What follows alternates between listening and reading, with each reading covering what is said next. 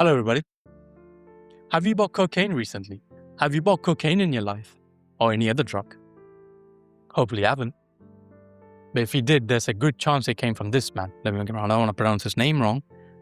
Nemesio Ruben Oseguera Cervantes, also known as El Mencho. And he's the reason why Mexico's in chaos today. And we're going to have a look at his whole life, his story, and how he rose to power.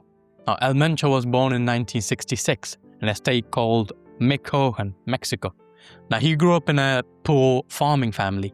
They grew avocado and sold it for a living. Like many young men seeking opportunity, he also crossed into the US to get job opportunities in the 1980s. He settled in California. He also worked several jobs. But that version of America did not last long, because in the late 1980s and early 1990s, he was actually arrested due to drug-related problems, and he was deported back to Mexico.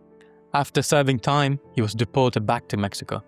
But the police did not know that the deportation would lead into something much, much bigger. Now, as El Mencho came back to Mexico, he did not go back to the farm life. He went back to organized crimes again. He joined a cartel called Melino Cartel in the west of Mexico.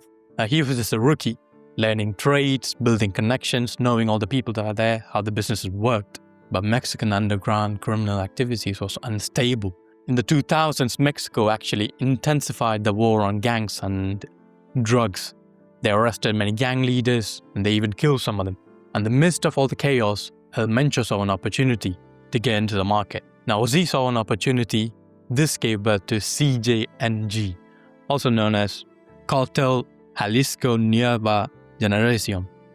Hope I said that right. Now, CJNG emerged in the state of Jalisco, and they quickly emerged, also built a reputation for extreme violence. Now, the older cartels, right, they had other ways of doing things. They formed alliances, and they rose to power. But El Mencho was different. Now, he used intimidation, military-style optics, military-style operations, and aggressive territorial control. He took rival gangs in, or they died. And their rise was quick. They were rapidly emerging. And within just a few years, they went from just a regional group to all across Mexico, to becoming a dominant force all across Mexico. They were not just competing, they were conquering everybody. And by doing so, they also built a reputation for being extremely violent. This became much more apparent in 2015 when one of the gang members, one of the gunmen, shot down one of the Mexican military helicopters during one of the major operations, which really upped the levels for the cartel. Now, that was bold. And after that incident, authorities started calling CJNG one of the most dangerous cartels in the whole country. The US government also saw this as a threat, so they also started searching for El Mencho. But El Mencho remained in the shadows. Now, El Mencho didn't only stay in Mexico. He started expanding to the whole world.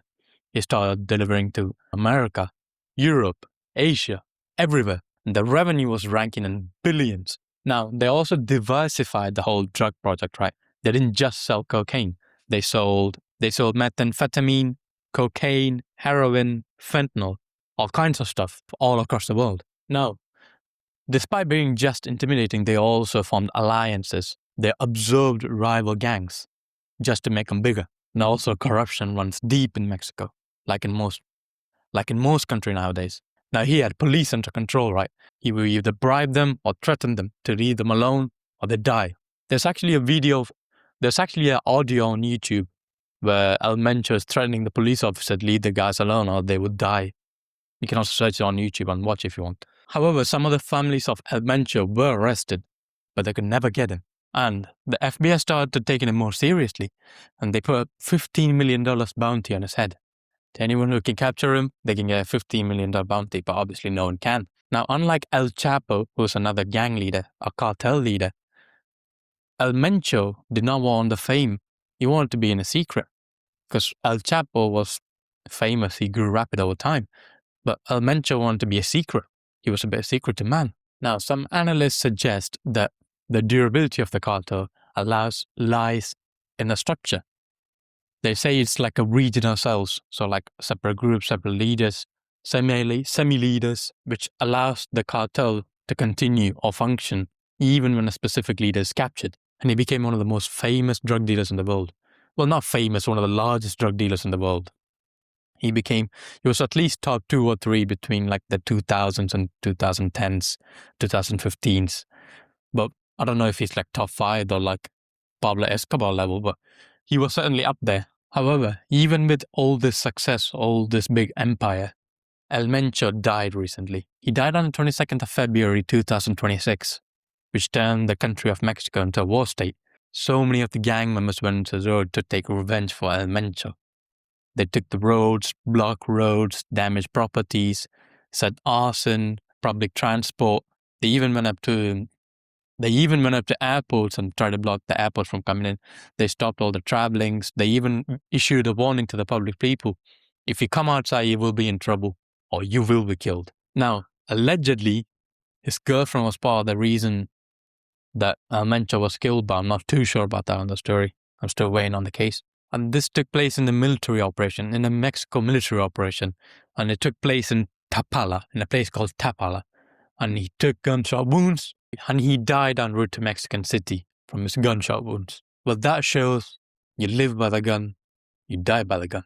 Now, there are more talks of others taking his place, but I'm not too sure who.